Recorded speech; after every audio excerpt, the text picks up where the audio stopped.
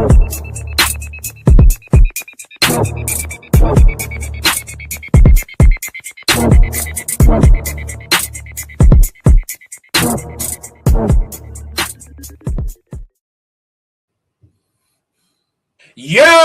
welcome back. You tuned in to the Future Sports Talk Radio. We are Truth Be Told Sports Podcast.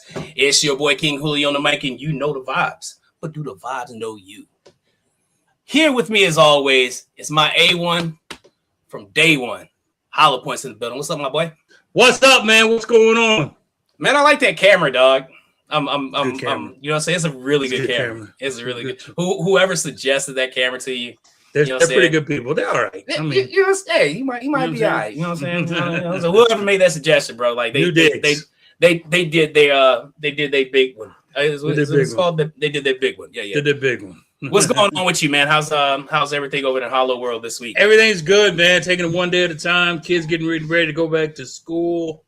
We're just getting that part together, and other than that, man, like I said, just trying to ease it back into the normal school life. I get you, man. We just sent the kids back to school.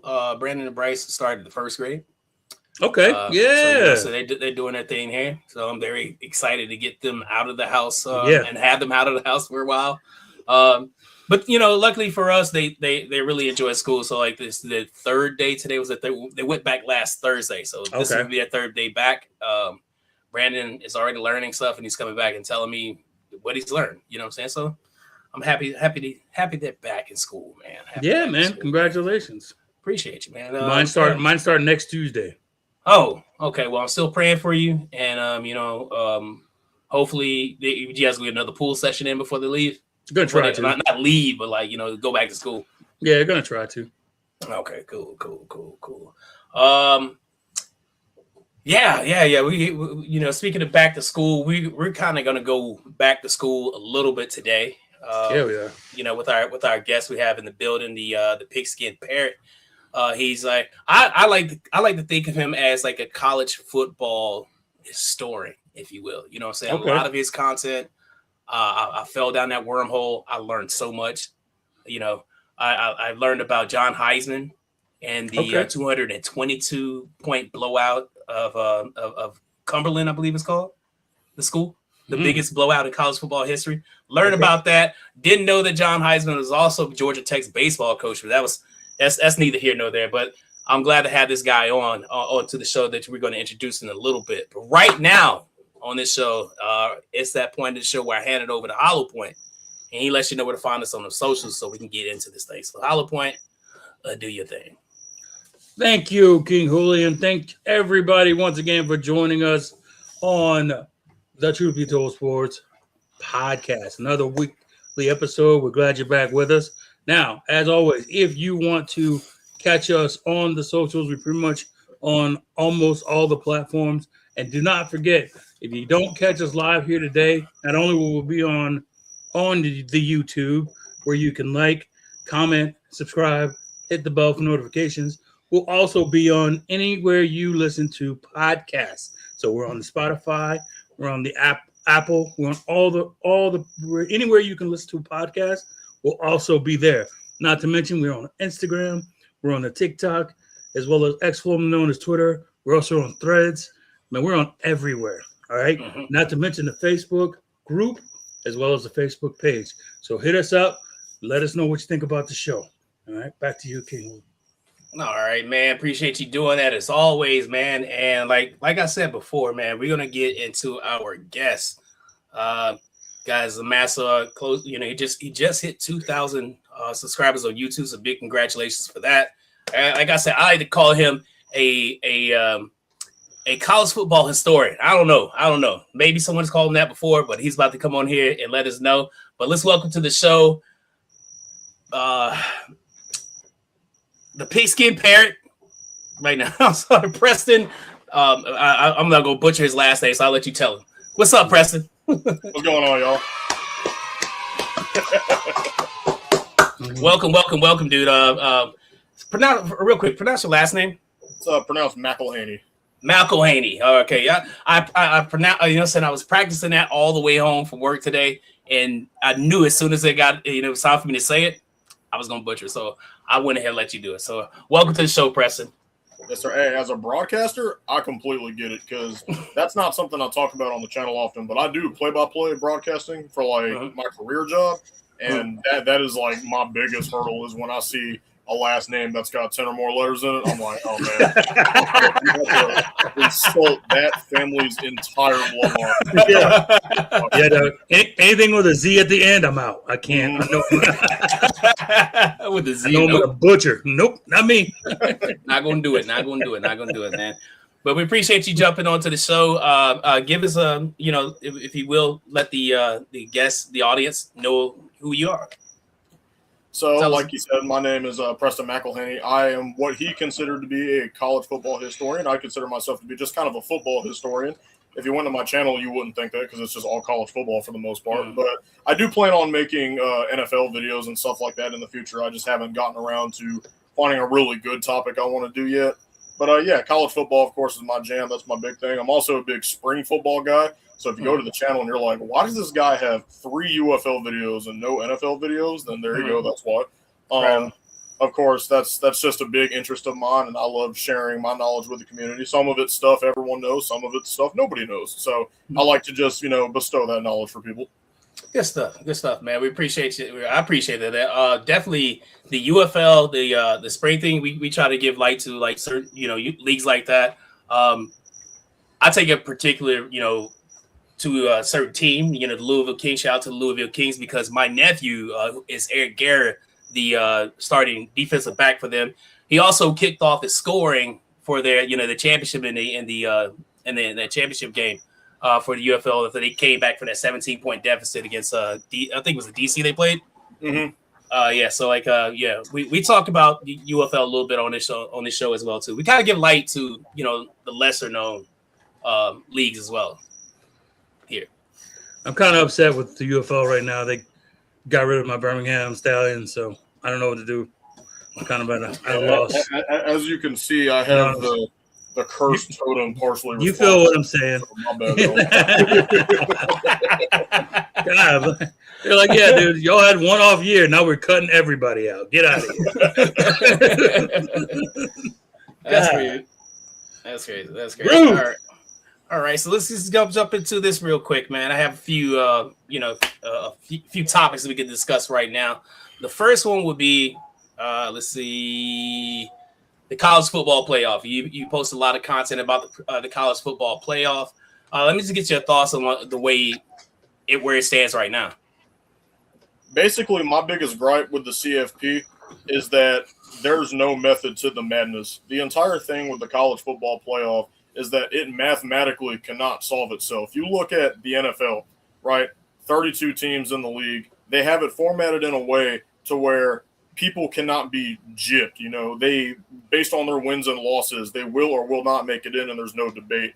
With bigger sports, with rounds of 64 and all that, we're talking basketball, baseball, softball, basically every other NCAA sport. Those, it's pretty... The amount of selection is pretty diverse enough to where there's not really anyone complaining because at that point you're probably looking at schools that are borderline D2 talking about how they got robbed from a spot, right? Like, right. It's not that crazy. But when you're looking at the CFP, that's 12 spots right there. There's a top 25 ranking of Power 4 teams mostly just alone, and they're going to be chomping at the bit. This isn't something that can just come together in a natural ebb and flow. This is something that has to be chosen by a group of individuals. Some of them, that have stakes in certain teams, which is incredibly sus. You gotta that to a certain degree. So that's kind of my biggest issue with the college football playoff is it literally makes no sense. The criteria for how they pick people changes almost on a weekly basis. And that's kind of what that whole video was about. Well, and I think for me, it's completely subjective. So it's not like there's no standard, 1 through 5 as to, like a rubric. If you're in college, there's no rubric as to what gets you in and what gets you not. It's however they're feeling that week. Not even that it's that week. If they like you this week, if you had a good win or if you had a blowout win or if you had a close win against a bad team. they're gonna. Oh, I don't know. They played Appalachian State kind of close. We're gonna bring them down 6. Right. You know what I mean? I'll tell you one of the things that kind of annoyed me the most was towards the end of the season. You know, you had like the whole Lane Kiffin debacle. That was a big one, right? You know, him leaving and going to LSU. They were legit talking, you know, on SportsCenter about how that could have left Ole Miss out of the playoffs. What does that have to do with anything? Nothing. Nothing at all. Absolutely not. Absolutely that nothing. was dumb. And, you know, they still made the playoffs. But could you imagine the outcry if they didn't? Like, or, you know, and I say this as a Bama fan, but, you know, in the 14 playoff, you know, there was a situation there at the end with Bama and Florida State. Florida State won all their games, but because, you know, the quarterback went down, they were left out. And I'm like, that's dumb. That shouldn't be happening. You know, I'll say that as a Bama fan. That shouldn't be happening. Right. And even though I think Alabama would have beat that Florida State team, you know, I still don't think that should be happening. Like, that's their criteria for how they do it is just it's non-existent. Like, it's crazy. They vote for the future is what they do. They vote for how they think the game's going to go, and you can't do that. You know why they do that? Because TV ratings are at stake. Oh, no, I know why they do it. Yeah, money. TV money. Money. They want money. They want that shmoney. They want that shmoney. As current as it stands right now, the playoffs is 12-team playoffs. Do you think 12 is the right number? But see, that's the thing, right? Like, I don't know if there is a right number because that was kind of the whole point of the video is college football is such a large thing compared to something like the NFL that it kind of like, I don't know, what is there? I think it's 138 or now it's at 140. I can't remember the exact Something number. like that, yeah. Yeah, but that's how many FBS teams there are in the country. Like, now granted, most of those realistically would never even come close to having a shot at the playoffs. But, you know, that just begs the question, right? Like, at what point does their winning record become a playoff-worthy resume? Yeah. You know, if they're out here, you know, upsetting a Power 5 team every couple of weeks. I'll use a team from a couple of years ago as an example. I can't remember which team it was, but it was like week 5 or 6, and Appalachian State was hosting a college game day because they were getting to a point where the CFP was like, oh, Appalachian State can make it in. Obviously they didn't. But, you know, like, you know, stuff like that happens, and it makes you kind of wonder a bit. You're like, can any team in the country hypothetically get to the point where, you know, and they tried to solve this problem a little bit by allowing, you know, the auto bids with the conferences and having only one G5 team getting in. Yeah, the group of 5, yeah. Yeah, so they're trying to add like all these little Band-Aid fixes to it, or let's just add 2 more teams. That'll stop, you know, the person in 15th place from complaining. No, you could expand it to 64, and then the next year they'll be talking about wanting to make it 66 because 65 and 66 were mad they didn't get in. Like, it is literally something that you cannot fix, and it makes you realize why the bowl system was created, you know, way back in the day, you know, like all across, you know, the 40s, 50s, 60s, all that. There's a reason why each bowl was kind of treated like a national championship in its own regards, because everything was basically just a consolation prize. The only time there was a de facto national champion was in the very rare instances where like the 1 and 2 team played in a bowl game. Yeah. You know? And that's why they all have like, you know, conference contracts with the bowl games too. Like, the Rose Bowl could only be a Pac-10 and a Big Ten team. You know, there was a reason why, because that was how they crowned the champions of those regions of the U.S. basically. Yeah. And you think, like, you kind of hit it on it in a video, but do you think it diminishes the prestige of certain bowls now that they just attach them to like a playoff game, pretty much? Absolutely. Or a site for a playoff game, yeah.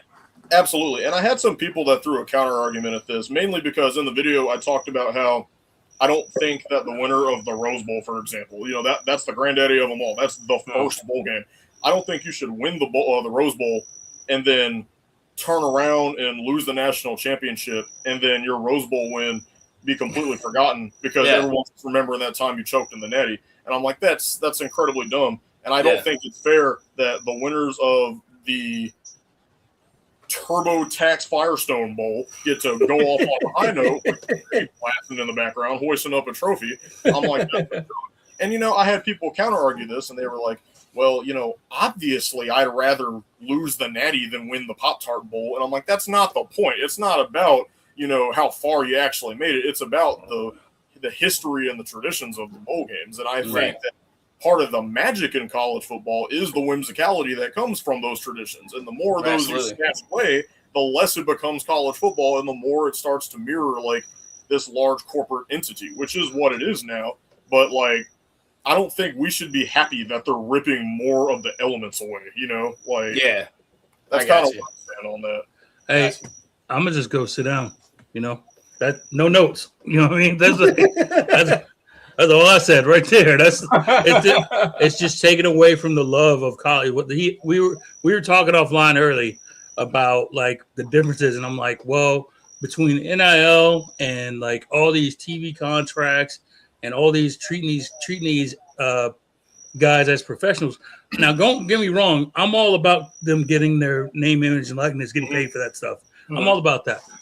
But what it's doing is it's ruining college football in a sense. So like you said, it's taking the pageantry away. It's taking that sense of your connection to that school or to whatever team that you're rooting for. You don't know who you're rooting for from year to year anymore, or you're rooting for the school, but like you can't, you don't know from like the freshman that you saw coming up, is he already going to take money and go to another school? Right. Or like, and they've created this environment to where the loyalty is out the window and just, you know what I mean? And like you said, like the bowl games are just a stepping stone now. They used to be the creme de la creme, the game, the Orange Bowl. Yeah. And like for us, the Sugar Bowl, right? Right. The Sugar Bowl was the one, right? If you in the SEC and you don't make it to the Sugar Bowl, did you really even play? No. You know what I mean? So what was your season even about? Right. What was your season about? Now it's just the Sugar Bowl is just part of that again, just like the Rose Bowl, just like the Orange Bowl,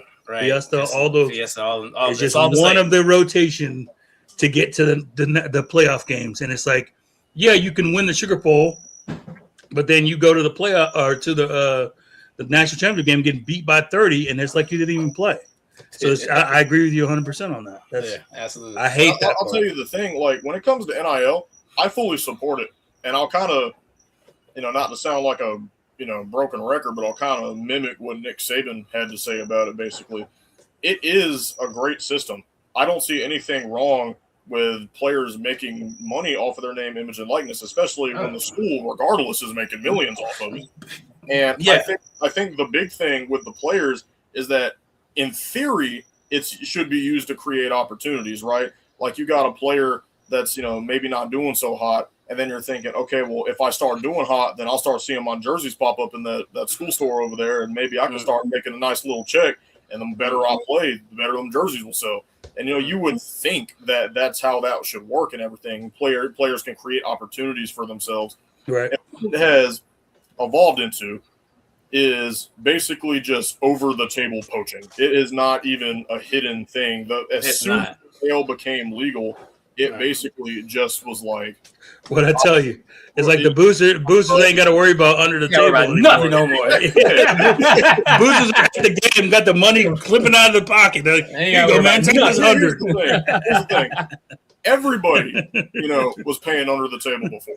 I get that, right? Yeah. That is not a secret. And Alabama was doing it. Texas A&M, Texas, Michigan, Ohio State, USC. I could throw any school out there. Everybody's doing it. But the big thing is like when it comes to this, the recruiting becomes a little more crazy because now that there's no fear of getting caught, they're more unapologetic about it. Because now they're, exactly. Hey, Mr. 5-star quarterback, you come here, you sign with us, and you get this nice big Taco Bell bag with about $8 or $9 million in it. Sure. Right? Yeah, and that is like ridiculous. And the reason why Nick Saban had a problem with it is because it's not sustainable. Because here's the thing.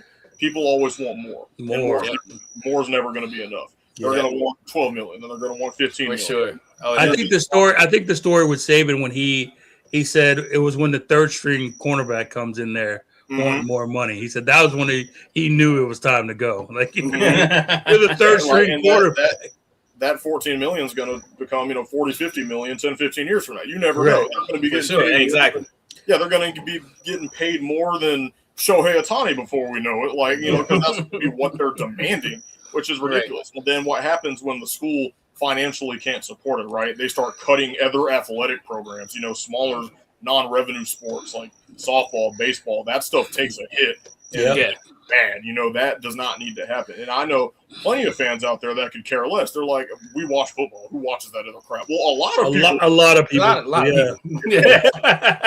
Like, I do hate that mostly for the student athletes because now they're getting undercut because, what happens when that opportunity goes away? They start, maybe the smaller schools with programs start becoming more prominent in those non-revenue sports. I don't know what the future holds for that, but like it will basically cannibalize itself if they keep just throwing money at it, and that's why I have an issue with it when it's not regulated properly. Yeah, gotcha. Yeah, good stuff. Getting back to the topic, should a low-ranking Power 4 champion automatically get a bid? That's a tough one because I feel like that's a circumstantial thing, right? Like, how low is considered low ranking? Like 21, 22? I would say, yeah, sure. I would say, under like 15. Okay, yeah. So let's say I'll use an example from the first 12-team playoff. I think it was Arizona State, that got in.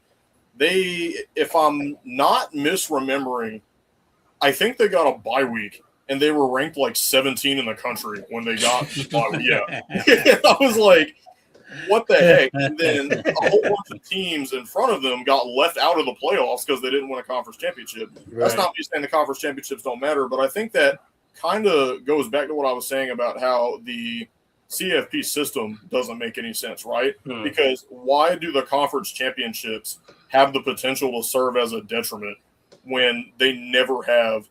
And okay, I'll take that back. They have previously, but I also said this in the video. Usually when a conference champion lost, like let's say the number 4 team in the country lost the SEC championship, the number 5 team in the country would then jump up and make it in. But that was usually because the number 5 team was also a conference champion.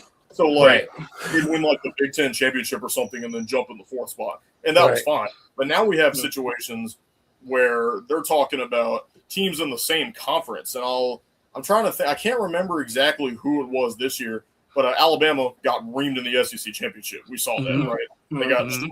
And they were talking about like teams that didn't even make it in a conference championship jumping them because of that. And I'm like, I think it was Ole Miss that was the one. They were talking about Ole Miss jumping Bama.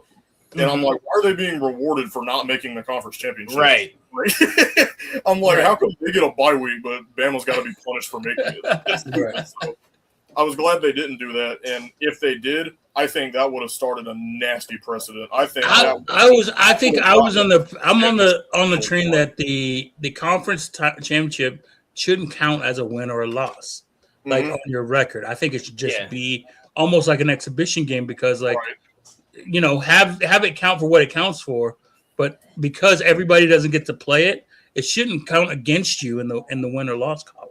You know what I mean? It should be like a consolation thing almost. Yeah, like exactly. And it's just an added bonus. Exactly. It's just, so it's just I said that before. I was like, why does it even count anyways? Too many times where the team could go 11-0 or 11-1 and then get smacked around in the conference championship and then be out of the playoffs altogether.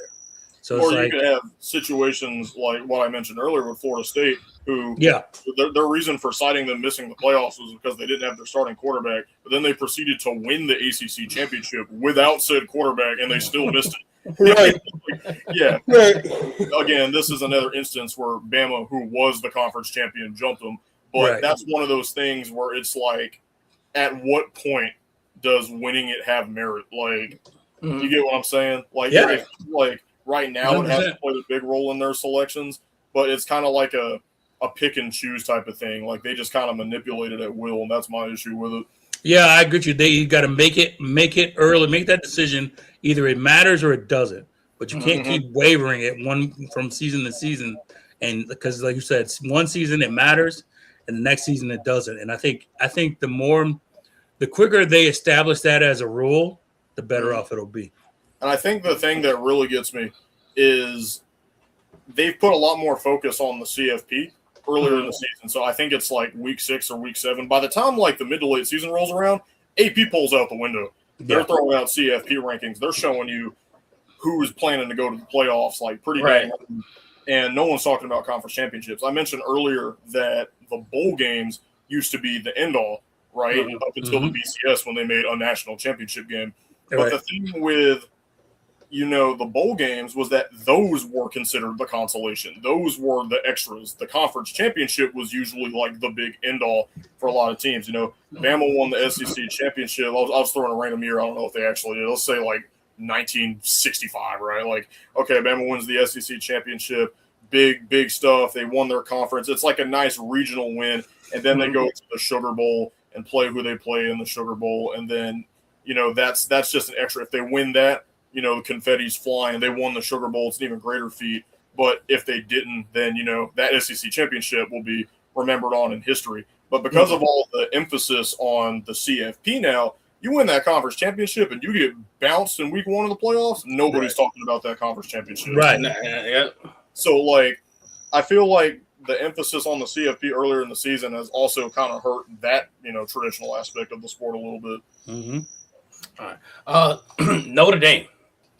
Your thoughts on Notre Dame and then the new rule where I think they can win, get an automatic bid if they finish in the top 12. Does that mean you think they're getting a special treatment because of that? Soft. That's what I got to say about that. That is soft. That Notre Dame needs to join a conference. I've been saying that for years. They cannot sit there and act like a Power 4 team and not be in a Power 4. They got to join a conference. They got to play some real competition. I don't like how they just kind of whined about missing last year, and they got special treatment because of it. That's stupid. And a lot of their problems are self-imposed issues. They're like, well, we would have made it in if we were in the ACC. Then join the ACC. Semantics. Yeah. I'm like, no, don't do that. I'm like, and that was really my issue. They were kind of complaining about restrictions they put on themselves. I'm like, don't do that. They want to have their cake and eat it too, and that's just not how it works. So, I'll give them credit where it's due. In the last couple of years, they've beat some good opponents. Just that first year of the 12-team playoffs. They boat raced Georgia, albeit Carson Beck was hurt. But, I mean, they did run through Georgia pretty well in that game on every side of the ball. Even, Georgia's defense don't have Carson Beck on it. So, I mean, they did a good job, where it was due. And they fought Ohio State to the wire in the national championship. So, I'll give Notre Dame credit. They're not a bad fielded team. I like Coach Freeman. He's a good coach. My issue with Notre Dame, though, is that I feel like they're constantly overrated. For every, good team they have, the media will hold on to that for years after that team is gone. It could be 2029, and they'll still be talking about how Notre Dame's in the race. Like, they dropped the AP poll, and Notre Dame, I think, this year was in the top 5. I'm like, based on what? Like, why are they in the top 5, And they had – Oregon, which is another team. I think Dante Moore, talented quarterback. I think they have a great squad in Oregon too, but that's another one of those teams that I feel like is immediately overhyped every season. Both of those teams always end up in the top 5 every preseason, and by the end of the season, they're staring down the barrel, and I'm like, why?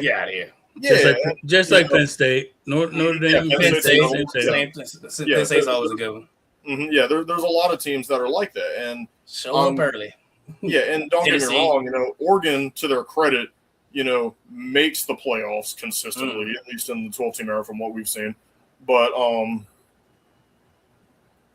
they haven't really done much with it,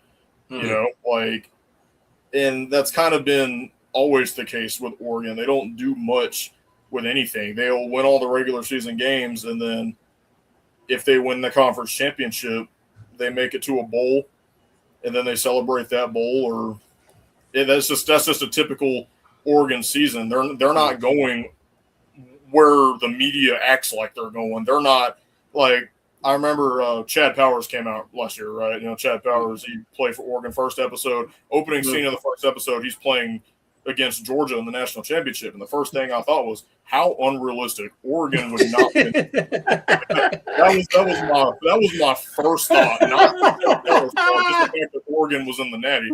So, and then I saw, the part where Chad Powers drops the ball at the one. I'm like, okay, there we go. So, Notre Dame, Oregon, Penn State, Tennessee, these are consistently overhyped teams. Yeah. I felt like Ole Miss was that for a while. LSU was definitely that for a while. But to LSU's credit, they have a couple of very strong points in the last couple of years, big upsets, and maybe the end of their seasons are just kind of rough. With Lane Kiffin at the helm, I'll say this: Lane Kiffin with resources is dangerous. That I'm prepared to see that. No, because he had resources on Miss. I am not sold on Lane Kiffin. Most people aren't. His first year, I'm not expecting much from it. Yeah, I think with time though, that he'll be surpassing where he was at Ole Miss just with the recruiting he can get at LSU alone. I think that's a way bigger thing he's working with than Ole Miss, just with the recruiting, with the NIL. He's got more cards at his disposal at LSU. And, right now, we'll see how that unfolds. I'm not a fortune teller. I can't predict it. But, a couple seasons from now, I think if the preseason AP poll comes out and LSU is ranked 5 or 6, I'm not going to question it come a few years. Right on. Gotcha. Was the BCS better at identifying the two best teams? Now, granted, they did mess up, a couple times, that 2004 Auburn team. The thing what a shame. The thing is, the BCS, tried to use a mathematical, calculated formula to decide who would make it in. They tried to solve what I said was the problem a little earlier about how you can't fix the playoffs with math. So they tried to fix that with the BCS.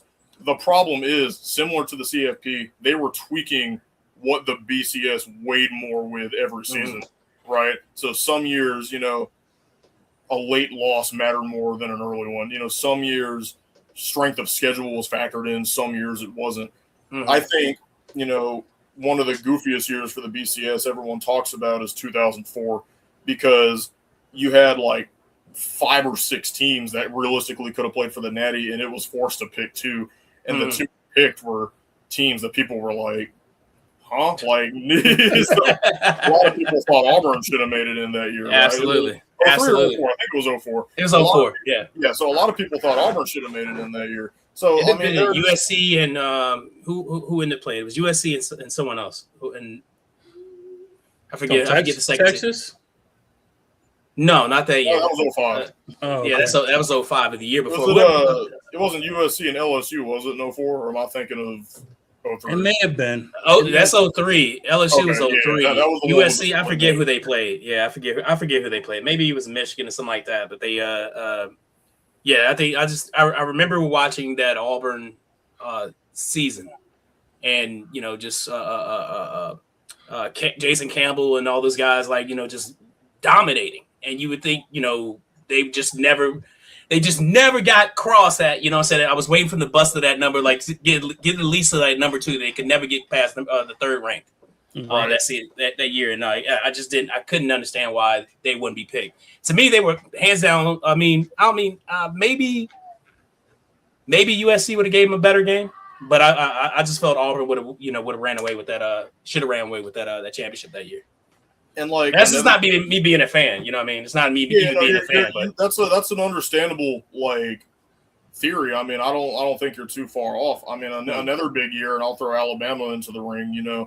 Bama LSU, they played in the Natty just a couple weeks after playing in the regular season. Right. And a lot of people thought that was crazy. They were like, why didn't Oklahoma State get it in? And to Oklahoma State's credit, their coaching staff was, at least from my memory, was not saying it was rigged or anything. They were coming in we got throttled in the conference championship. That's our fault, G. But, that's one of those things where I talked earlier about how the conference championship, even in the BCS era, kind of waned and mattered certain times because not only was it 2 SEC teams, but it was 2 SEC West teams. It was teams in the same division. That was was crazy. What the heck?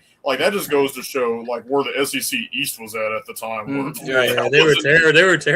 They were terrible. So Yeah, that, and then I think in the video I mentioned it was less than 1% was like the margin the BCS decided on to put Bama in. Yeah, it was like 0.00018 or something like that. I can't remember. It was like it was less than 1, and that was like the margin of victory Bama had in the BCS selection, which is crazy to me. And then you'll watch that game, Bama comes away with it, and that was kind of the oh, thank God from the BCS committee. But then you look at the other hypothetical, they were talking about making them co-champions of LSU won, and then they were talking about maybe making them co-champions of LSU lost. That was the thing. Like, that was a thing that was discussed because LSU beat them earlier in the season, like so recently. And they actually discussed that at one point. And thank God they just did not go through with that. I can't remember why. There was a reason for that. There was, it was if the game was close. If the game was close, they were going to make them co-champions. But because Alabama shut them out, that was why that didn't happen. So, I remember that game. I was like, they didn't get across the 50-yard line at all that game, right? No. I'm about to say that game was just straight defense the whole way on. Yeah, both sides of the ball. I would say both sides of the ball too, because LSU hung in there. I know they held Bama to some field goals, but when they scored the touchdown, I was like, it's over. Yeah, I'm about to say I think it was TJ Yeldon at the very end. I could be wrong. I think that's TJ or maybe it was Trent Richardson. Maybe one of the other. One of the T's, I can't remember. But it was at like it was like in the third quarter, I think. Right.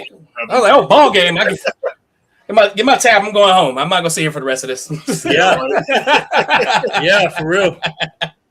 Which time I'm going home. If you remember, like the game in the regular season, it was the same way. The same way, right? They just sat there and kicked field goals all game. That game had no touchdowns. That game came down to a missed field goal, 2 missed field goals. So I mean, that was.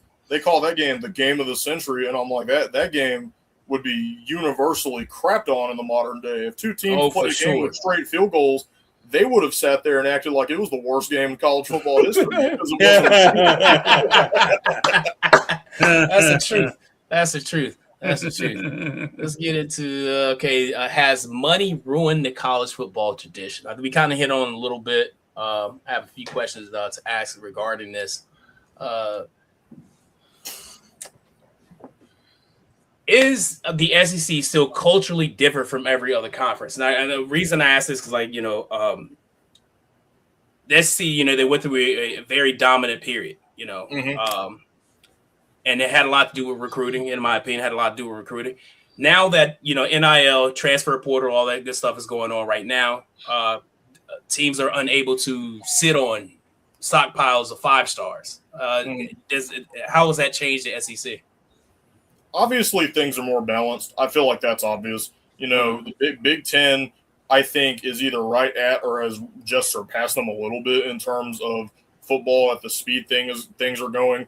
I think when it comes to like it being culturally different, I still think that is the case because I think the biggest thing with the SEC is they take a lot of pride in being just that swampy, trudgy, just hard-nosed, hard environments to play in conference. You come down to the SEC, and there's only like 2 or 3 teams that aren't intimidating at all to play in their stadium. Most of it, even if the conference is top-heavy some years, like every environment, like you can go to South Carolina, they could be terrible a season, but you could go there and be like, oh, man, I don't want to be here. Like, instances where that's the case. Right. And same with Florida. Environments like that. I mean, look at Wisconsin, look at Michigan, look at Ohio State. I mean, they got some great environments, but it doesn't have, and you could say this is just because the Big Ten is so big. I can't recall off the top of my head if they're bigger because SEC's gotten pretty large, but the Big Ten has taken a lot of additions. I can't tell. I can't remember if they're the same size or if they're a little bigger now, but the SEC, the Big Ten has a lot of environments that you kind of just look at and you're like, okay, but, hey, you're playing Purdue, guys. Yeah. Like I would say, there's certain colleges like Purdue, like you mentioned, UCLA, Northwestern, right? Yeah, we're playing Iowa. I guess we can wave at the kids before we kick their ass. Yeah, which is a cool tradition, but at the same I love time, that. It's like that's what they have, right? Like there's nothing else to it. There's just was it Minnesota? Minnesota. Yeah, like there's just some really interesting weak links in there. And to the Big Ten's credit, I like their culture. I think it's a nice visual separation of the Mason-Dixon line, right? Like you look on the down part and you see these SEC teams, they're talking about the temperature on the field. It's hot. It's swampy. Everyone on the other team's fatigued. They're sitting there eating cornbread on the sidelines. Like it's an environment. You watch a Big Ten cornbread game and pickle late juice. this season. It's late at night. They're covered in snow. Everyone's bundled up, wearing their mittens and their earmuffs. Like it is tonally it is two different things. Right. And true story. That is the thing about it I like because the NFL they're always trying to find place the Super Bowl in Florida so it doesn't snow, all that stuff. The CFP, they do not care about that. They don't care about that. They will put that home CFP game in South Bend at 9 o'clock at night, and there are 6 feet of snow on the ground. And but you know what though? It's funny you mentioned that because that was one of their talking points after this season. Is they were like, we got to have better environments for these top tier, high visibility type games. We don't want them stuck in snow like you just said. So they actually did talk about that. I don't know if that means they're going to make a move for that to be that way. But yeah, like you said, that's probably one of the bigger differences. Is like for the Super Bowl, they're not going to have a Super Bowl up north unless there's a dome. That's the only reason why Minnesota's going to get it is because they're inside of a dome. Same thing with Indy. Same thing with all those dome places. That's the only way they get it because they are not going to have some piss poor performance in a Super Bowl due to a cold weather game, which is going to be in February. So, hey, shout out to Abe. What's up, Abe? The thing with the Big Ten specifically that I really like is that their home field advantages, in the playoffs, and really this is just more of like an opinion on the CFP. I really like the home field advantage playoff games. Those rock. And I don't think they should be trying to make those neutral sites or taken away from the snowy environments because I think that plays to the home team. It's called home field advantage. Yeah, for a reason. Their advantage is that they're playing in something they're equipped to play in. That goes for everything. That goes for, stadium pulse. That goes for weather. I mean, that's just – I feel like one of the biggest things I always heard about back in the day, in the rare instance anyone, came down and played Bama, that was, in a Big Ten or something like that, I think the big thing that they always commented on first was the heat. That was the one thing. So it's like the reverse that way kind of in the South, but then to a certain point, the CFP so late in the season, it gets cold in the South too. It doesn't like snow like Michigan, but, I think that hot element like kind of loses its luster more than season ago. So the Big Ten does kind of have a little bit of it's not that cold in here. It's fine. And that's just one of those things that I feel like kind of just thins out over the course of the season. The SEC loses its hot, humid, swamp environment a little bit, and the Big Ten retains what it basically had from day one, and I feel like they shouldn't get rid of that home field advantage because that gives them something. And to the SEC's credit, they're used to playing in those cold seasons, late in the season. So that's not like it doesn't feel like they're on the road when they're playing at home. But, I think about that Oklahoma game, that Alabama played often. And I think to myself sometimes, I'm like, how would Alabama have played in that game if the weather was just absolutely atrocious? There's no shot they would have come back from that 17, surely, right?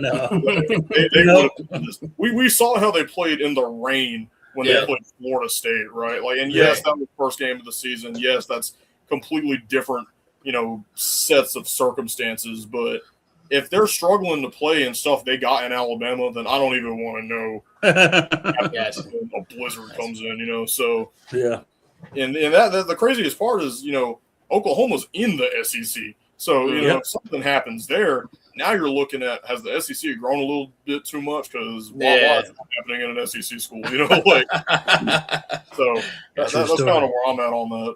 All right. So I want to ask about the transfer portal. I mean, it definitely has reshaped college football in a way. My question is, are players transferring too easily? Now, we agree, Hollow Point and I, we talked about this several times, and we agree 100% that this is an issue. I would assume you probably understand, so you kind of agree a little bit that they're transferring a little bit too easy. What can we do to fix this, or what can be done to fix this issue, in your opinion, Preston? I think the biggest thing, personally, is making them sit out for a season when you do that. Now that invites a whole new set of issues, right? Because we're talking about players struggling to ride the bench now. But what you're going to do, when you've rode the bench for 2 years and now someone's transferring in when you're projected to take over for the starting job, and now you're sitting there playing knowing they got eligibility next season, and you're like, am I about to just lose the starting job by next season? Like, now I'm aware that in the past there were rules where when you transferred, you kind of had to wait, and adjust to the environment. It wasn't just they plop you in and you're starting, So to a degree, I think they are transferring too easily. I think the biggest problem with that is the incentive, because before there wasn't really that big of an incentive to transfer. It was mostly something you did.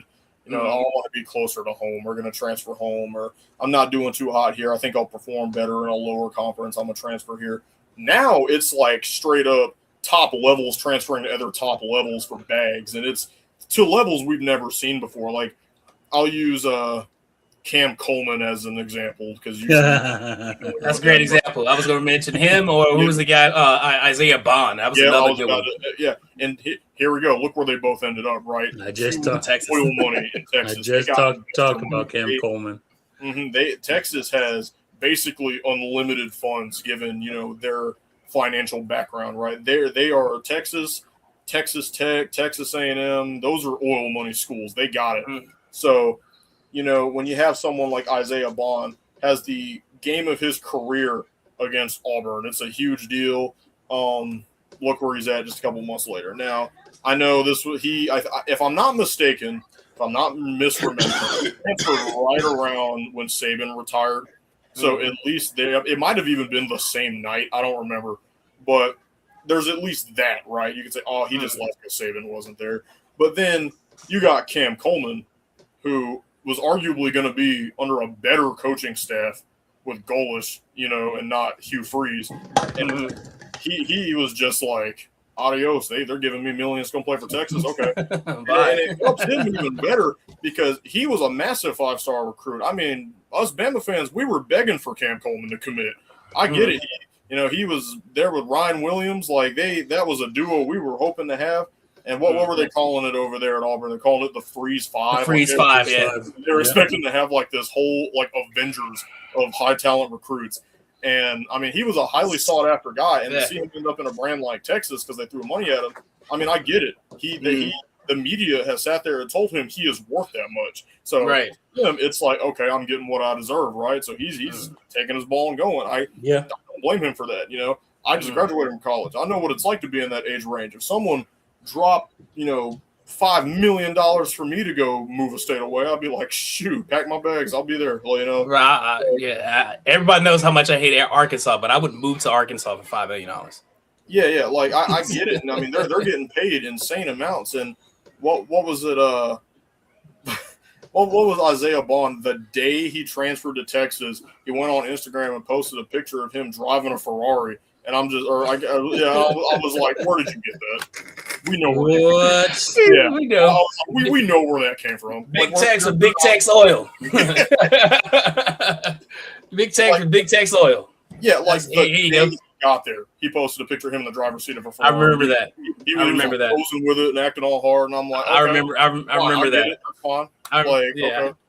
I remember that because I think it was very close to when Saban announced his retirement. Yeah, it hit very close to home because it was literally like the same week. And I think it was the same night. I could be wrong, but I thought like it was just a done deal off rip. Like he announced he was in the portal, and then he was there like a day later. Right. It was the most premeditated thing ever. Like you could tell they had been on the phone with him talking with him for a minute. And that's the part that bothers me is you're in the national championship or you're in the playoffs and you got a player that's having the time of his life, and you know when he goes back to that locker room, he's got 50, 60 emails from Power 4 coaches talking about, hey, if things don't work out here, you can always come here. How does that affect the morale? Right? They're like the Stevens. That's tampering. That's illegal. You can't do that, but they still do. They do it. They do it out front too, like you said. There's no more under the table deals anymore. Everything is like, oh, you're done. Take this $200. Go get you something to eat, or just you know what I mean. Like it's like right in your face. What do you need for a stipend today? All right, today you get $1,500. Bum bum bum. It's just it's so blatant. Where are you gonna take your girl out to eat? In your face now that you can't do anybody because right now it's lawless. There's no guidance. There's nobody over it. There's no checks and balances. It's just a wild, wild west. It's just whoever has the money spends it, and whoever doesn't, you're too bad. Go freaking get up a lemonade stand or something. Sell some lemonade stand is crazy. You know what I mean? Sell strawberry lemonade. I know. Do something. Do something with your life. Yeah, you can do something with that. Yeah. What was another question? All right. With the conference realignments and everything going on right now, what traditional rivalry suffered the most from the conference realignment? Oh man, I'm trying to think because that's not one I've thought about often. I will say the way they've restructured, I'll use the SEC because it's our conference. It's one I'm the most familiar with in terms of that topic. They have restructured the SEC to where you get basically, I think, like 3 protected games. But the way they've done that, they have kind of changed some things for rivalry games. I'll say one of the biggest ones I noticed is Alabama LSU. Okay. Alabama has to play Mississippi State every year. I understand that is still a rivalry game. I am familiar with that rivalry game. I am aware that predates the LSU one by a long time, okay? Okay. Nobody on either side talks about it or cares about it. If you ask an Alabama fan who their 3 rivals were, no one is going to say Mississippi State. They're going to say Auburn, Tennessee, LSU, maybe a new gen will say Georgia, but no one is saying Mississippi State. That's crazy. I just learned that today. Yeah, I am aware that there is a historical thing. I'm trying to remember, was it the Battle of Highway 84? I can't remember what the highway number is, but that's the name of the rivalry. So that, and I remember playing the NCAA football games growing up, right? That was one of Bama's rivals. If you put them against Mississippi State, it always rang up as a rivalry game, and that was why. But being in the SEC West, Alabama played Mississippi State every year. Nobody ever talked about that ever because it did not matter. Nobody cares about it. And you could say, the LSU thing was more because of Saban. And, I get that. There's reasons to get that. But that's the thing. We've gotten to a point where LSU is Bama's rival. That is what most people know as when they sing Dixieland Delight, they're saying bump Auburn, bump LSU, and Tennessee too. They're not saying, in Mississippi State, screw them too. No one's saying that. Like nobody. So no one is saying that. That personally bothered me. I am not aware of the inter-conference changes enough in other conferences to comment on that, just because I don't know how they've set it up, if they've really screwed up anyone else's that bad. But I'll use like past conference realignment examples. Like when Texas A&M first joined the SEC, right? They weren't playing Texas every year. No. That was a big one. And now that Texas has come back, or not back, but now that they've come to the SEC, that rivalry is renewed, and it's this big thing every season. And, I mean, even in the past, conference realignment has messed that up a tremendous amount. And that's just one of those things that I feel like in any conference it has the potential to mess it up. It really just comes down to the conference commissioner, how they decide the scheduling will work, and if they put protected rivalries in place. Because here's the thing, despite all the structuring they've done, Alabama will still have an Iron Bowl. They will still have a third Saturday of October. And they will still have that Mississippi State game for some reason. I guess they're trying to make that a thing again since Saban's gone, I guess. But that's funny. That's cute. But yeah, that's what Bama's 3 is now. And I think for Georgia it was Auburn, Carolina, and Florida. I could be wrong about that. But those are like their 3 protected conference opponents, right? So it has the potential to ruin it. As far as which ones suffer the most, that's not something I've thought about enough to have an answer. If I were to go and look at, the ones that have been messed up, I could probably form a better opinion on that. Okay. I think the real question is, what's the overall state of rivalry games because of conference realignment? I'll say for the most part, I think they're okay. I don't think anything has been messed up too bad. Now, there's the potential to mess it up worse going forward. But, I mean, conference games, as far as rivalries have been considered, some have come and gone over the years. But other than that, I mean, I think right now the overall standing of them is fine. I mean, the big ones are still happening. Army, Navy still playing. Iron Bowl still playing. The game's still playing. Red River Shootout still playing, or whatever they want to call it now. Everything is still happening. So as long as that's the case, I think nothing major has, crumbled quite yet. Gotcha. All right, let's talk a little bit about some Alabama, the dark age, the dynasty, dark ages, and the future of the Crimson Tide. You've obviously been an Alabama fan the entire life. That's what I've heard. You say. Is there a way? I'm sorry. My son is knocking on my door. So you remember the dark ages? You remember, so the Shula years. You remember all that good stuff like that, right? A little bit. I was alive for just enough of that when I became a fan. So I'll get accused of being a bandwagoner quite a bit because I was just getting into it right as Saban got there. But I will say this. I am young. I'm old enough to remember at least the last, 2 or so years of that age. Now, every Bama fan before me will laugh at me for that and be like, dude, okay, no. But my first introduction to Alabama, the first ever game I watched was with my uncle, and they got beat by LSU at home. I remember that vividly. And I remember being a punk little kid just spotting my uncle, be like, ha, they lost. Look where that ended up, so. Not with the nun boo-boo. That was one of the earliest Bama memories I have. And then growing up in the state of Alabama, it's a big one. I'm a first-generation student, but I have extended family members that have been Alabama fans dating way back. We're talking pre-Bear Bryant. We're going way back. It's a generational thing for us. Yeah.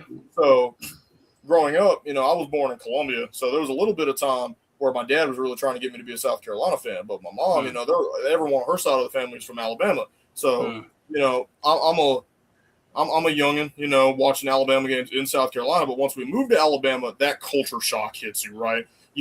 Basically the second you cross state lines, they ask you with 2 pills. Pick a side. Hey, that is the truth. That is the truth. People laugh about it. I mean, a lot. And when I tell people, being the fact that I grew up in Alabama and it was kind of like that.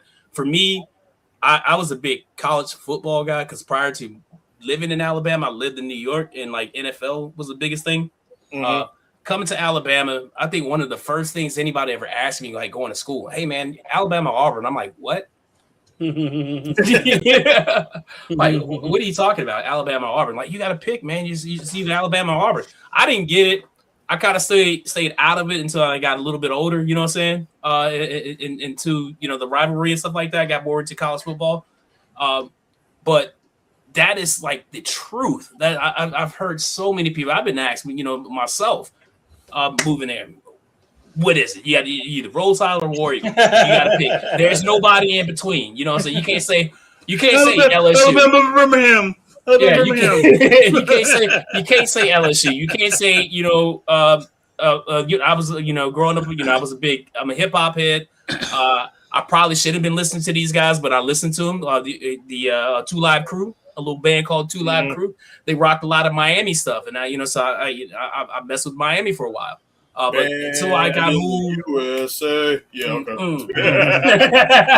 Whole bunch of other stuff. There was some other questionable songs that I probably shouldn't be listening to. But Two Live Crew, so they helped me, with Miami. But coming back to moving back to Alabama and as an adult, I realized how serious that rivalry was. How how engulfed everybody in the whole state was. I remember playing NCAA football was the last one before they get 14, I believe. And I'm controlling Auburn, of course, and I find out, I get to the Iron Bowl, undefeated, ranked number 2 against Alabama, number 1, undefeated. And I'm like, if this would have happened in real life, the entire state was shut down. And it kind of did, because, you remember 2013 when the Kick 6 happened. What was it?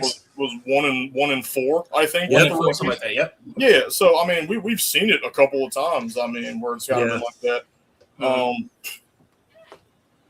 It's such a big deal. And like I said, people are so quick to come in here. Like I said, it's like the Matrix thing with the pills, right? You got an orange one and a red one, and you have to pop on the second you cross state lines. You had to pick one. Yeah.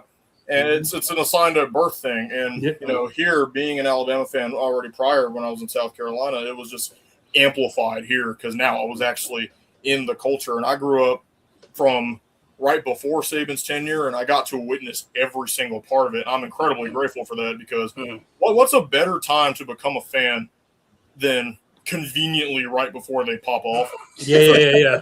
You slide right in under the radar before they get good. But do you remember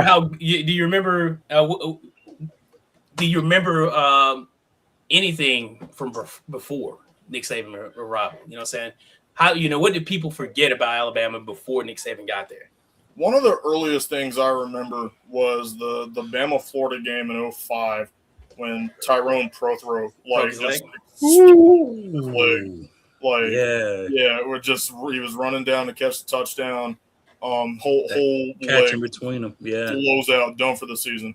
And as a kid, I'm thinking, oh no, he's hurt, anyways, But like as an adult, looking back at that, they low key were like a championship contender with him still playing. Like there's a high chance,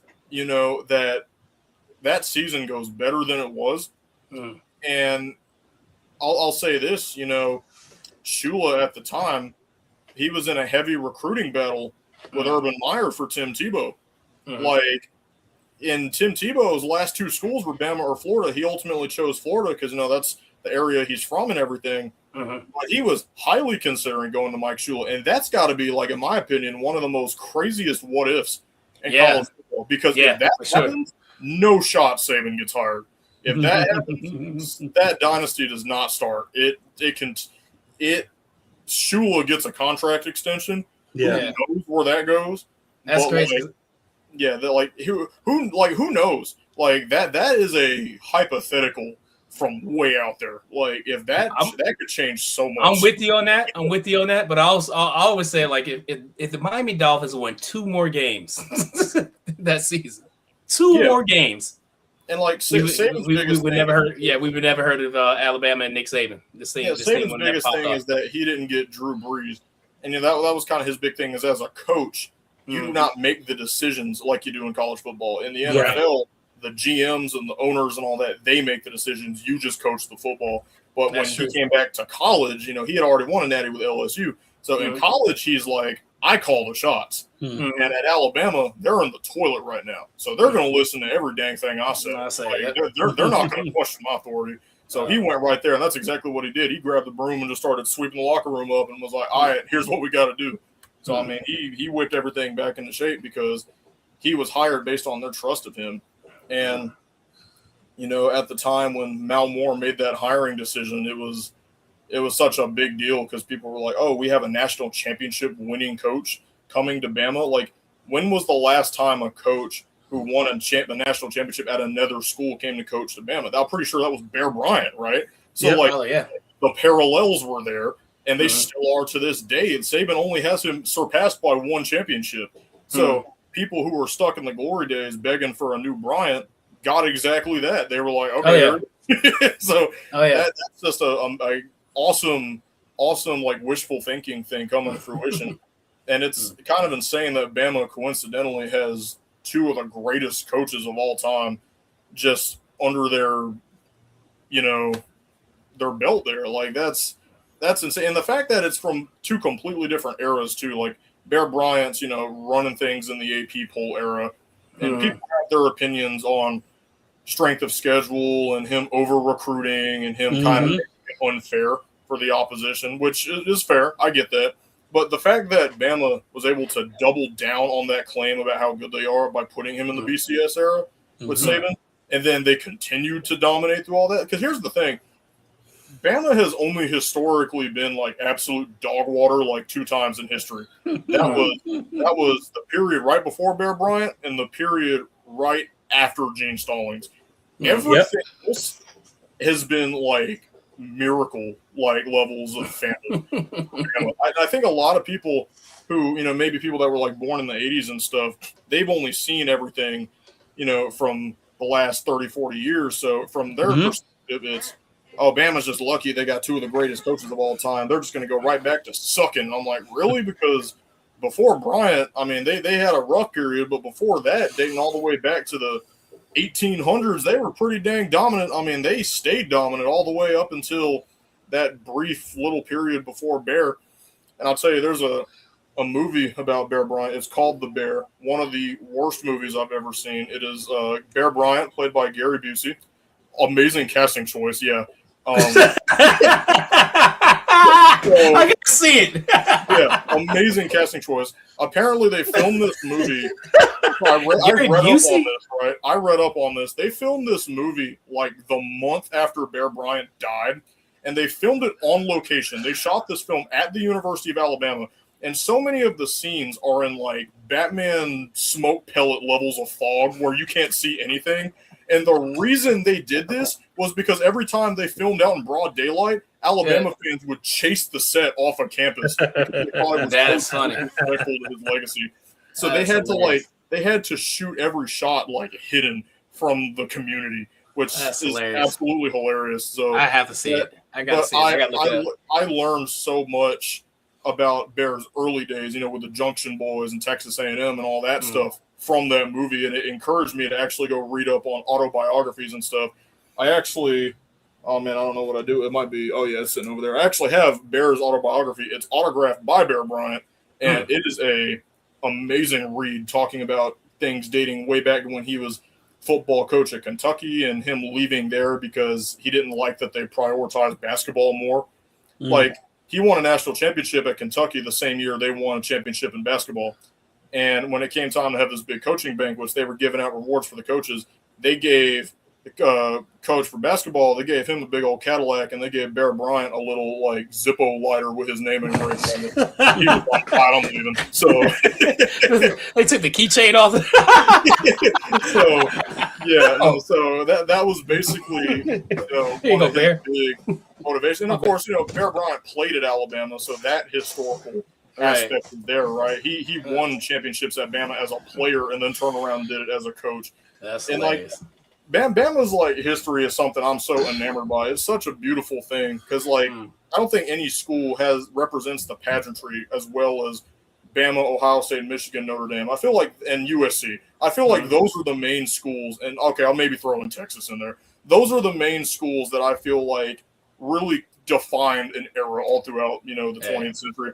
Kind of like how college basketball has like the blue bloods. This would be the equivalent of the blue bloods, in your opinion. Yeah, I got you. Yeah, and the craziest thing with Bama is they've been there for so much. Like Bear Bryant, he served in I think it was World War II. Yeah, he served in World War II. So Bear Bryant's returning to coaching, and he's coming at it with a military style. Now he's at Texas A&M, which is big. To a certain degree, almost every school is a military school, but Texas A&M is like famously known as a military school.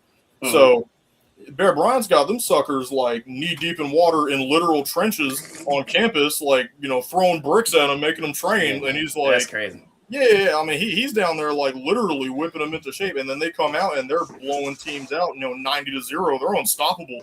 Like he used his military ability to coach, and I feel like that was something that spread to other power programs at the time. So this like stoic militant style of coaching that we see from guys like Saban, guys like Signetti, the people like to make fun of him for that look he always makes where he's just got his eyebrows crossed, but that works. Like that is an underrated formula that has never proved to be bad. I mean, I'm not saying coaches like Kalen DeBoer, for instance, can't be a little softer, but I mean, like that militant style is popular, and guys like Bear Bryant are one of the main reasons for that because they saw where it directly led to success. So, I mean, Bama's history just as a whole is so just fascinating to me. Yeah, right. And right in every era, just about, they played a massively relevant part in college football's history. The only times really, where they've sucked was, right around there in the 50s. They were kind of mid. And then, thank you.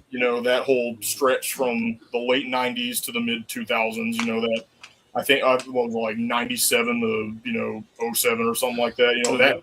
That stretch was kind of like rough. But, aside from that. Oh, yeah, ULM. Yeah, let's not forget about that. Even with DeBoer, I mean, yeah, they're no Saban team, but they are still like a constant talking point. They're still making the playoffs. They're still winning playoff games. They're still upsetting big teams. They're still making conference championships. Like even at what people consider to be their down point, they're still higher than most of the sport. And that's the thing that I like about Alabama is, and I became a fan at a very convenient time. People will automatically assume I'm a bandwagoner. I'm like, look, I grew up watching Alabama. My whole fans are Alabama. I started watching right before Saban came in. I am an alum of Alabama. Like I got every reason to back that claim up that I'm a fan of Alabama. Okay, like that is. And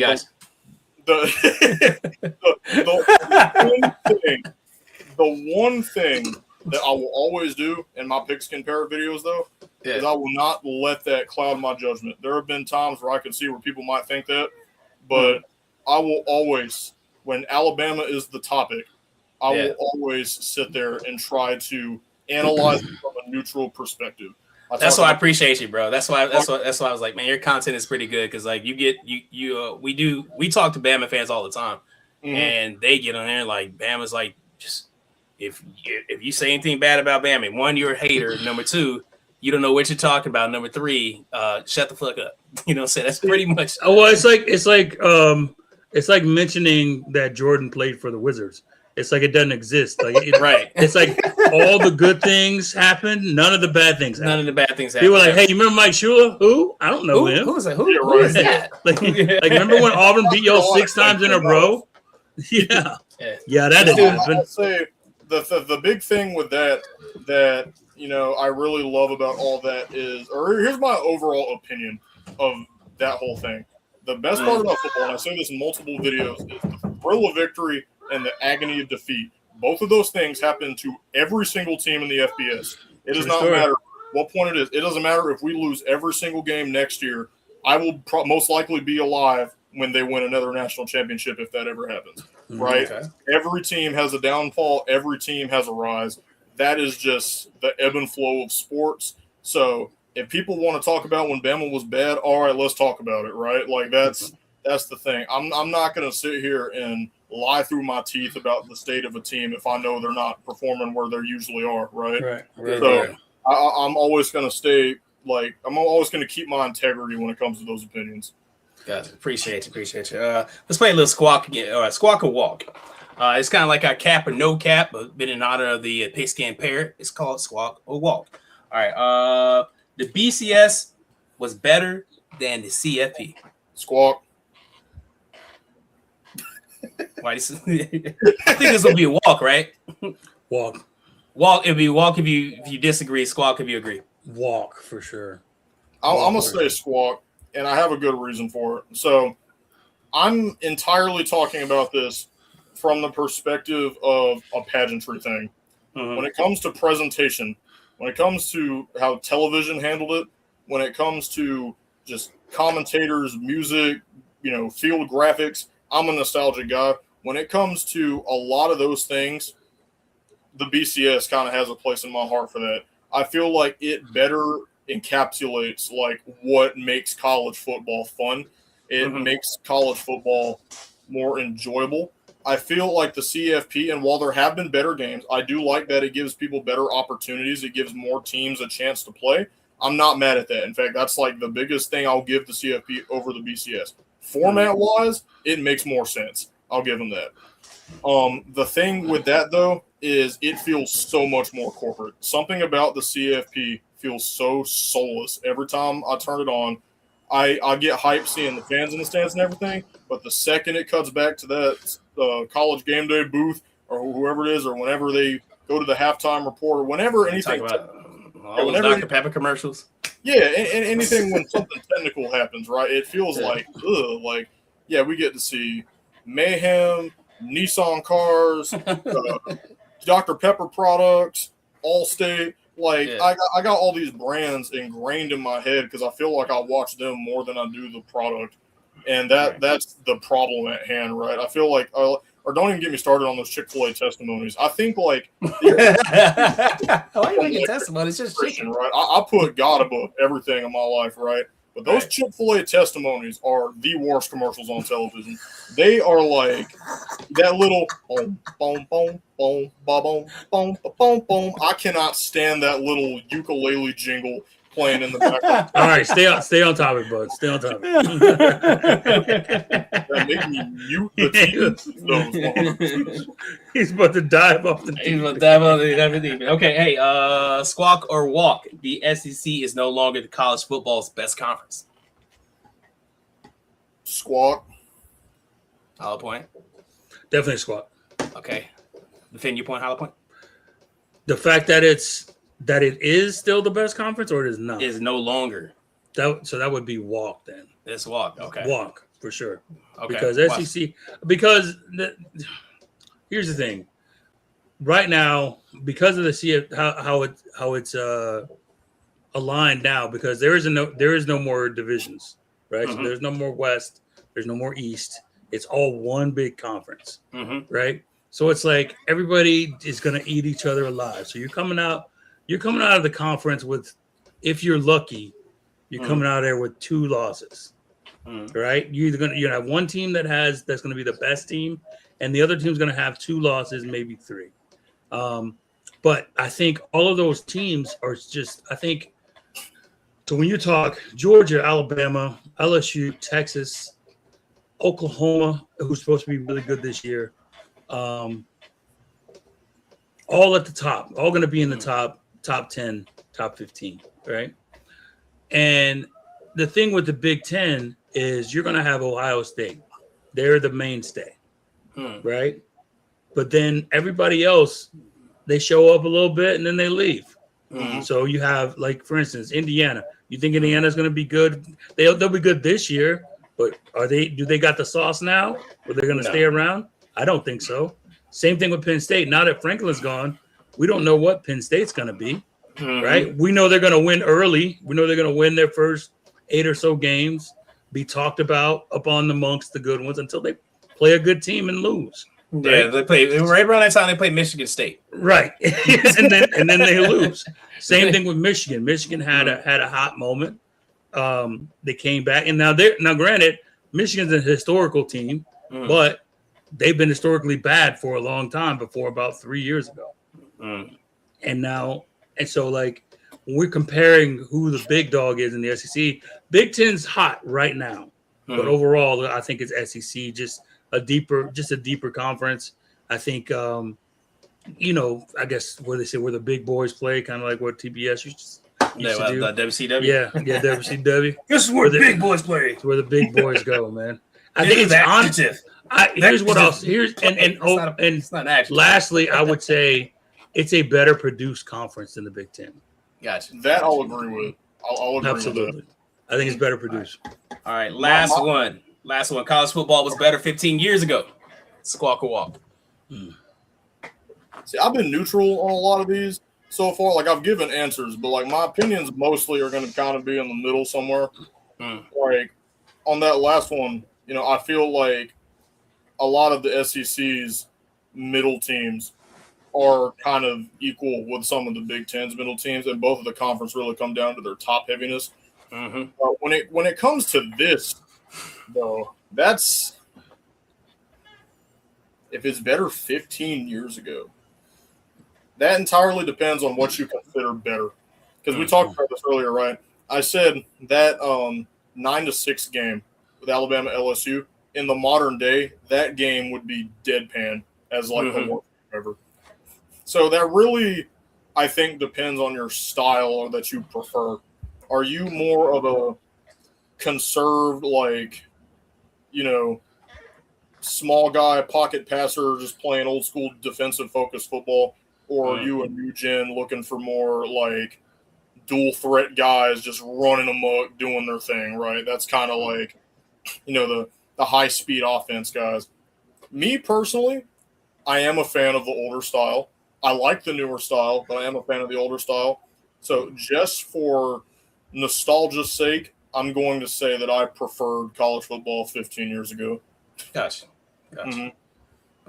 All right, man. Appreciate you guys participating in that. Let's move along to this next segment that we we kind of hold near and dear to us. Okay, gonna put you in the hot seat a little bit. Just a couple sample questions. Hollow point. Yes, sir. How many points is a free throw worth? A free throw is worth 1 point, sir. Correct. Yes. You're correct. Preston. Okay. What do you call a hit that allows the batter to circle all four bases and score? Home run. That is correct. So this is easy sports trivia. Very easy. Give me 1 second. We got a little jingle for it. You gotta hold on for production. Yeah, I got to hold on for production. I got to hire a production guy. If you know one, let me know. All right, guys, let's get ready for some.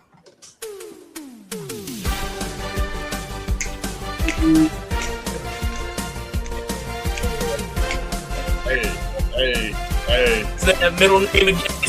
Because I said but it's the Pigskin Patriot. The Pigskin Parrot. This is horrible. All right, let's play a little bit of easy sports trivia. I got to get better at that. Anyway, Preston. So basically, how it works, I will ask you guys a question. You will have a category. I'll ask you a question. If you get it right, you of course you move on. But if you get it wrong, you hear this sound, and you're eliminated. Okay? It's still funny. You get it right. You get it right. You hear this sound. Wait. Okay, no, that's not it. That's not the sound. That's when the sound wanted to play. But if you get it wrong, you hear this sound, and the game is over. Okay, it's very easy sports. Okay, let's start it off. Hollow point. Yes, sir. The category is NFL cities. All right. Oh boy. Okay. The Packers represent what Wisconsin city? It'd be Green Bay. That is correct. Wisconsin. Preston. The Steelers represent what Pennsylvania city? It'd be Pittsburgh. That is correct. All right. Round two. Team. The category is team nicknames. Hollow point. The NBA team is nicknamed. What NBA team is nicknamed the Celtics? That'd be the Boston Celtics. Correct. Preston. What Major League Baseball team is nicknamed the Yankees? New York. That is correct. Category round three. Category is football basics. Hollow point. How many points is a touchdown worth? A touchdown is worth 6 points, sir. That is correct. Preston. How many points is a successful field goal worth? It'd be 3. Correct. All right. Moving on to category 4. The category. I'm sorry. Round 4. The category is now basketball basics. Hollow point. How many quarters are played in a regulation NBA game? That'd be 4 quarters, sir. That it. I'm sorry. 4 quarters. 4 quarters. Yes. That is correct. Preston, how many players on one team are on the court at one time? 5. Correct. I'll see. You start. See, you're making it sure. face. I had to think about it for like half a second. I was like, wait a minute. You make that face. And then then that's it. Making that face. Okay, round 5 categories: baseball basics. Hollow point. How many strikes are normally made an out? 3 strikes make an out, sir. That is absolutely correct. Preston, how many bases are there on the baseball diamond, including home plate? 4. Correct. Who is this? Oh. All right. It's his favorite segment. Right on. Nice. Nice. All right. Going head to head. Over to round 6. College football. Preston, you better not get anything wrong. Hollow point. Sir. What school's football team is known as the Crimson Tide? That'd be Alabama, sir. Preston, what school's football team is known as the Buckeyes? Ohio State. Correct. That's right. The round 7 category is now sports legends. Hollow point. What basketball legend was nicknamed Air Jordan? That'd be Michael Jordan. Correct. Preston, in hockey, which hockey legend is nicknamed the Great One? Wayne Gretzky. Correct. Oh my God. Okay. We are moving on to round 8. Championship trophies. Hollow point. What trophy is awarded to the winner of the Super Bowl? God, you do this to me every year. Oh, the winner of the Super Bowl. The Lombardi Trophy. Correct. Man, man. Gets me every time. Preston. What trophy is traditionally awarded to the winner of Major League Baseball's World Series? Ooh. I believe it has a name. I always just call it the World Series trophy. That's what I call it. Is that what you're going to call it? Is that your final answer? Sure, why not? Oh, no. I gave you that one. Yep. There you go. Unfortunately, sir, it is not called the World Series trophy. It is called the Commissioner's Trophy. Trophy. So your winner is still where we at? Okay, and still the champion. Hit my theme music. Hollow point. Yeah, I'm called the Pigskin Parrot, not the baseball parrot. US. Good job, man. Good job. You did really well. You got all the way down to 8 rounds. So that's pretty cool. We've had one guy that beat him. Yeah. One guy to beat him. Awesome. But other than that, that's it. You know, I was mad because I knew that Lombardi Trophy one. I was like, man, I should have got that one. That one trips him up. So I don't know why. I don't know why because he hits me up with the hockey one. And that one gets me all the time. The hockey, not the hockey trophy. That's the most prestigious trophy in all of sports, in my opinion. Oh man, Stanley Cup.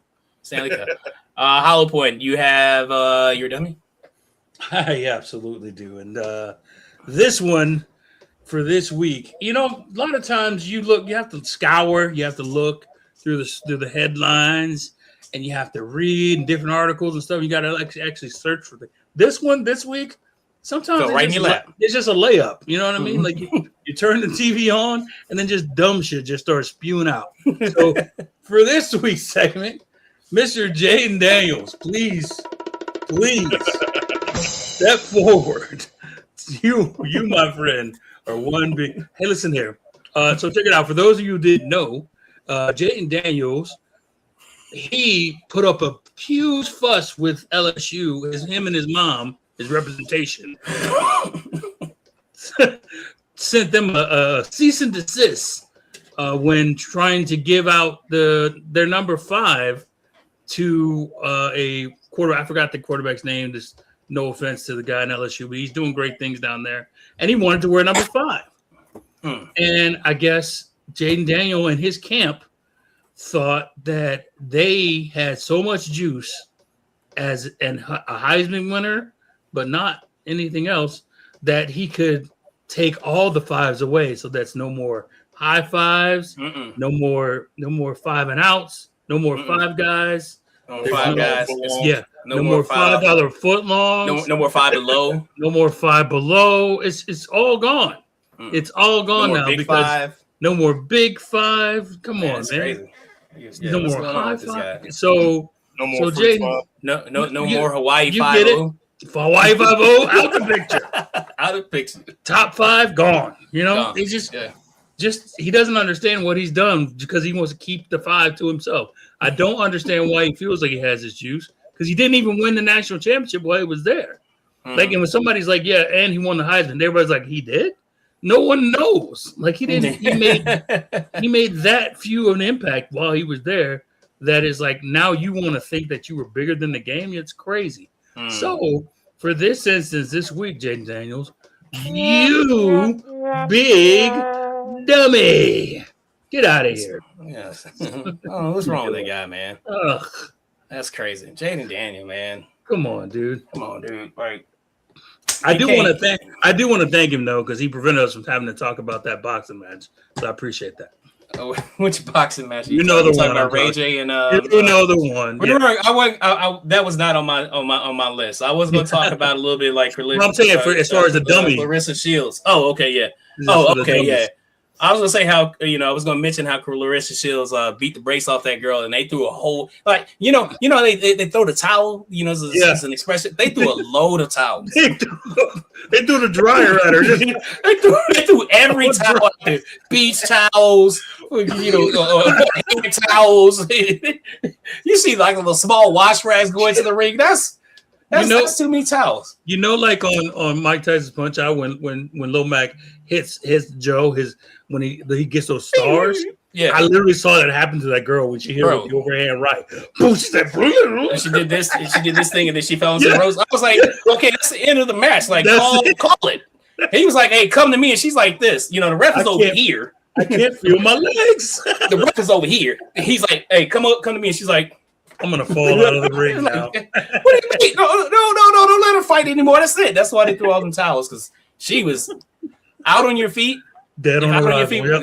Yeah. She was definitely that. She was definitely that. You have any honorable mentions? I do have an honorable mention. It is to my niece's fiance. I don't know I think it's fiance now. But he plays for the AAA Sacramento River Cats. His name goes by Bo Davidson. He was deemed the PCL, that is Pacific Coast League Player of the Week. He hit 4 bombs, had 12 RBI, batted like 900. It was insane. So I want to give him an honorable mention. Hopefully we can get him on the show. But that'd be dope. Dope. Congratulations to Bo. I hope he gets up. He's the San Francisco Giants affiliate. Okay, right on. So, I was going to give my honorable mention to who's the young man that started for the Cardinals. Man, forget him. Joshua Baez, man. Whatever. First 2 plate appearances, 2 bombs. You know what I'm saying? 3. Hey, he had 3. Yeah, 3 appearances. I didn't realize you said the Cardinals. You were talking about baseball. I'm over here thinking of that preseason game. I'm like, it was game, right? No. First 3 appearances, 3 bombs. That's crazy. Yep. That's it. You got any shout outs? Before we get to you, Preston, I'm gonna get Hollow Point a chance to do a shout outs because we do something special with our guests as far as shout outs. Any shout outs? I want to just give a shout out to the day ones, man. It's I definitely appreciate them staying with us in our erratic schedule. I'm glad they're tuning in to listen, and I hope you tell a friend to tell a friend. Tell a friend to tell a friend, yeah, for sure. Make sure we trying to hit 1,000 subscribers before the end of the year. It's gonna be a tall task, but I believe we can get it. We're currently at 142. We're kind of off, but I believe we've been picking up traction lately. So been getting about like 7 or 8 new subscribers each week. So hopefully that traction continues to double, and I firmly believe we can still do that. We can still hit 1,000 by the end of the year. So we will see. Preston, what we do with our guests, I'm pretty sure you see the title WWE title belts in the background. Hollow Point and I grew up as best friends. We bonded around professional wrestling. So we're huge professional wrestling fans here. Bet. So you would enjoy this. All right. So with your final goodbyes or you're signing off, I need you in your best WWE style promo to tell our people why they should go over and check out the Pigskin Parrot and let them know where to find you. So, what era? Whatever era, it don't matter. Whatever era you want to do. If you want to do the golden era, you want to do your attitude era, whatever you want to do. All right, let me do some 80s style. Let me snort a little bit real quick. There we go. There we go. I hear that man. Tell you